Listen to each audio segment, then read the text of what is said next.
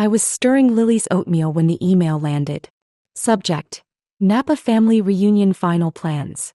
My brother Ethan's name glowed in my inbox and I clicked it, expecting the usual group thread chaos. Mom's emoji-heavy replies, Dad's one-word confirmations, my sister Jenna's complaints about the drive. Instead, it was a forwarded message, clean and polished like it was meant for someone else. I scanned the names. Mom, Dad, Ethan, Jenna, her husband Tom, their son Max. 6 names. No Sarah. No Lily. Just a curated list of who counted as family now. The itinerary was meticulous. 3 days in Napa Valley. A sprawling vineyard estate with a heated pool. Private wine tastings, a hot air balloon ride at sunrise, a chef-driven dinner under string lights. Every detail screamed intention, from the booked Tesla rentals to the personalized leather journals for each guest. I scrolled, my finger trembling, waiting for my name to appear. Maybe a +1. Maybe a footnote. Nothing. Just the cost, $18,000, charged to my card. The one I'd handed over last spring when Mom said, "We need this, Sarah." A real family moment before Lily's too old for these things. I'd wired the money without a second thought. My tech startup had just landed a major client, and the funds were there, liquid and ready. I thought I was building something for us all, Lily included. I pictured her running through vineyards, her braids bouncing, her laughter mixing with Max's. I saw us toasting under a California sunset, our glasses catching the light. But they didn't see me. Not in the group photo they'd already mocked up in the email attachment. Not in the room assignments. Not in the memory they were crafting without me. I sat at the kitchen island, the email open on my laptop, Lily humming as she colored a unicorn across from me. The house was quiet except for her crayons scratching paper and the faint drip of the coffee maker. I reread the itinerary, hoping I'd missed something. A second wave of invites, maybe. Typo. But the silence in those names was louder than any explanation. They'd planned it all behind my back, using my money to fund a family I was no longer part of. 6 months ago at Mom's Easter brunch, she'd leaned across the table, her voice soft with that practiced warmth. Sarah, you've done so well. We're so proud. But this family needs a reset. A big trip, just us to reconnect. She mentioned Ethan's new job, Jenna's tight budget after Tom's layoff. It's a stretch for them, she said. You could make it happen. I didn't blink. I wrote the check that week, thinking I was the glue holding us together. I imagined Lily and Max chasing fireflies, Mom snapping blurry photos, Dad grumbling about the wine being overpriced. I didn't know I was just the A-team. The email had come from Jenna, forwarded by accident, I assumed. He probably meant to send it to Ethan or Mom, not me. But there it was, undeniable, a digital slap. I closed the laptop, my hand steady but cold. Lily looked up, her brown eyes wide. Mom, you okay? I smiled, automatic. Just work stuff, kiddo. She went back to her unicorn, oblivious to the fracture I'd just felt. I didn't cry. I didn't call anyone. I just sat there, the betrayal sinking into me like frost. Sunday dinner was our ritual. Mom's overcooked lasagna, Dad's endless stories about his college baseball days, Ethan's tech bro monologues, Jenna's performative sighs about parenting Max. Tom usually just ate, nodding like he was paid to agree. I arrived with Lily, her backpack slung over one shoulder, her chatter filling the car. The house smelled like garlic and familiarity. Mom hugged Lily, complimented her sneakers. Ethan ruffled her hair. No one mentioned Napa. No one flinched when I set the table. It was like they'd rehearsed this, their faces smooth, their laughter easy. I waited until dessert, Jenna's store-bought pie, predictably dry. I passed the whipped cream and said, casual as air, Napa sounds amazing this time of year. Vineyards, balloons, the works. I sipped my coffee watching. The table stilled. Mom's fork paused mid-bite. Ethan's phone, always in his hand, hit the table with a soft thud. Jenna stared at her plate, her jaw tight. Tom reached for his water, suddenly fascinated by it. Dad cleared his throat, his voice low. Sarah, it's a small thing. Just the core group. You've been so busy, we didn't want to stress you. Stress me. Not invite me. Not include my daughter. Just erase us. Mom chimed in, her tone gentle like she was sparing me. It's a special weekend. We thought it'd be simpler this way. Simpler. Like Lily and I were complications, not family. Jenna finally looked up, her eyes flicking to Ethan, then away. You've changed, Sarah. It's like you're in your own world now. No one said, we meant to include you. No one said, thank you for the money. No one said, we're sorry. They'd prepared for this, their excuses as polished as the itinerary. I nodded, my smile thin but polite. Got it. I tapped my mug once, the clink sharp in the silence. Lily was in the living room building a Lego castle with Max. I helped clear the plates, kissed Mom's cheek, and left without another word. The drive home was quiet, Lily singing softly to the radio. She didn't know a door had just slammed shut. But I did. That night I didn't sleep. I sat at my desk, the itinerary open, the receipts in a neat stack. Every booking, every charge, every confirmation. My name, my card. They hadn't even tried to cover their tracks. Their confidence was their mistake. I made tea, put on Lily's favorite lo-fi playlist, and opened my laptop. The Vineyard Estate. 4 bedrooms, private chef, $6,000 a night. Refund pending. The balloon ride, $2,500 for 6. Gone. The Tesla rentals, the wine tastings, the dinner reservations, all reversed one click at a time. Not out of anger but precision. I wasn't making a scene. I was rewriting their story. I logged into the travel portal I'd set up for them, changed the password, removed their emails, deactivated the digital passes, called the rental company, reported their names as unauthorized. By 2 a.m. was done. The house was still, Lily's crayons scattered on the counter. I closed my laptop and slept dreamless. The next morning my phone buzzed at 7:15. Ethan, what the hell, Sarah? Unblock the portal. I didn't reply. Jenna's text came next, a screenshot of Max crying, her words sharp. This is low. He was so excited. You're hurting a kid. But Lily wasn't invited to their perfect weekend.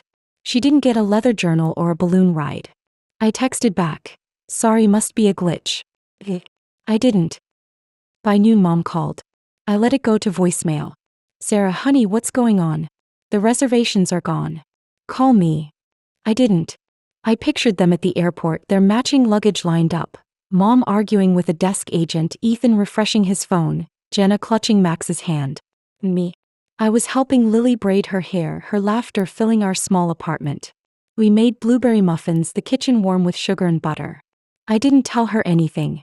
Let their silence explain. The story's getting more and more interesting, isn't it? Don't miss out on what happens next. Hit that subscribe button right now and turn on notifications. Let's see what other challenges await our hero. The texts didn't stop. By Monday evening my phone was a battlefield. Ethan sent 3 more messages, each sharper than the last. Fix this, Sarah. You're not this person. Jenna's came in waves, alternating between guilt and accusation. Max keeps asking why we're not going. How do I explain this to a 6-year-old? Mom's voicemails piled up, her tone a mix of concern and rehearsal. Sarah, we're worried. This isn't like you. Call me, please.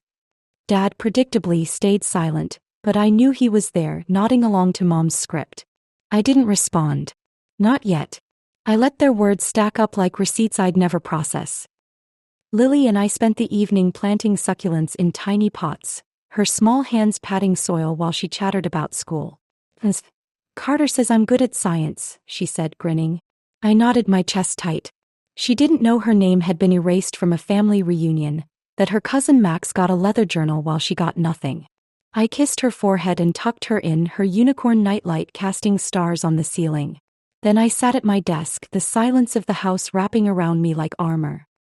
Tuesday morning I got a call from an unknown number. I almost ignored it, but curiosity, my old enemy, won. It was Aunt Linda, Mom's sister, her voice soft but direct. Sarah, I heard about Napa. I'm so sorry. I froze, gripping the phone. Linda lived in Seattle, semi-estranged, only showing up for major holidays. She wasn't on the itinerary either. They told me you backed out, she said. Said you were too busy with work, that you canceled everything in a huff. I laughed, short and sharp. That's not what happened. I told her the truth, every detail from the email to the $18,000, to the dinner where they called me stress. She listened, her sighs heavy through the line. I believe you, she said. They did something similar to me years ago. You're not alone. Her words landed like a key turning a lock. Someone believed me. Not just believed. Understood. But before I could process it, my phone buzzed again. A group text from Mom, Ethan, and Jenna. We'd like to move forward with respect and clarity. Can we meet to discuss? No pressure, just family. No mention of the money, the exclusion, or Lily. Just a vague promise of clarity, like they were rebranding their betrayal. I didn't reply. Instead, I called Linda back. They're circling now, I said. He chuckled dry. They always do when they need something. Wednesday, Jenna showed up at my apartment unannounced. Lily was at school and I was on a work call pitching a new app feature to a client. I saw her through the peephole, her sunglasses pushed up, her purse clutched like a shield. I opened the door, phone still to my ear, and motioned her in. She sat on the couch, stiff, while I finished my call. Sarah, she started, her voice low, we didn't mean for it to come out like this. I raised an eyebrow, saying nothing. She fidgeted, her nails tapping her phone case. It was supposed to be a surprise. For Mom and Dad's anniversary. We thought you'd be too busy. Too busy. Like I'd ever been too busy for Lily to have a moment with her family. I leaned against the counter, arms crossed. A surprise, I repeated, my tone flat. So you used my money for a trip you didn't invite me to. Or Lily. Her face flushed, but she didn't back down. You've been distant, Sarah. Ever since the startup took off. We didn't want to burden you. Burden. Another word for erase. I smiled, small and sharp. You could have asked. She looked away, her silence louder than any excuse. Then, as if flipping a switch, she brightened. We're planning a redo. Smaller, just family. You and Lily are in. Maybe next month. I nodded, non-committal. I'll think about it. She left, satisfied, thinking she'd cracked the door open. She didn't know I'd already removed the hinges. That night, Ethan emailed me a new proposal. A family fund for future trips, home repairs, whatever came up. We'd love your input, he wrote. Maybe you could manage the account? There was the pivot. They didn't want me, they wanted my access. I didn't reply. Instead, I pulled up the bank records. The $18,000 refund had hit my account, clean and final. I transferred it to a new savings account for Lily, labeled Future Adventures. No vineyards, no balloons, just hers. Thanksgiving loomed, our usual potluck at Mom and Dad's. Normally, I'd get a group text by now. Who's bringing the pie? Or Jenna's passive-aggressive RSVP, please. This year, nothing. I didn't text first. Didn't ask if we were still invited. I waited, stirring Lily's hot chocolate, watching her draw turkeys on construction paper. The day before Thanksgiving, I saw Jenna's Instagram. A table set for 8, linen napkins folded into leaves, a caption, grateful for my people. No Sarah, no Lily. Just a perfect frame of their chosen family. I didn't flinch. Instead, Lily and I made our own dinner. Pancakes with whipped cream, her choice, and spaghetti for me because why not? We ate on the floor, picnic style, watching The Princess Bride. Her giggles filled the room, and for a moment, I forgot the sting of that table set without us. Until Friday, when I ran into our neighbor Mrs. Chin at the grocery store. She tilted her head, her eyes kind. No family dinner this year? I shook my head. They kept it small, she said, her voice soft. Jenna mentioned it was easier without complications. Complications. That's what we were now. Christmas came and I didn't check my phone. But Mrs. Chin sent me a screenshot of Ethan's post. The family in matching plaid pajamas, gathered around a tree. 5 stockings on the mantel. None for Lily, none for me. I zoomed in, searching for a trace of us. Nothing. The caption read, "Tradition lives on." I set my phone down, my hands steady. Lily was asleep, her new sketchbook open to a drawing of us on a beach. I whispered to the empty room, let's see how they like being the ones left out. January arrived like a clean slate, cold and sharp. My phone had gone quiet after Christmas, the family's texts drying up like a riverbed in drought. No follow-ups about the family fund, no coffee invites from Jenna, no voicemails from Mom.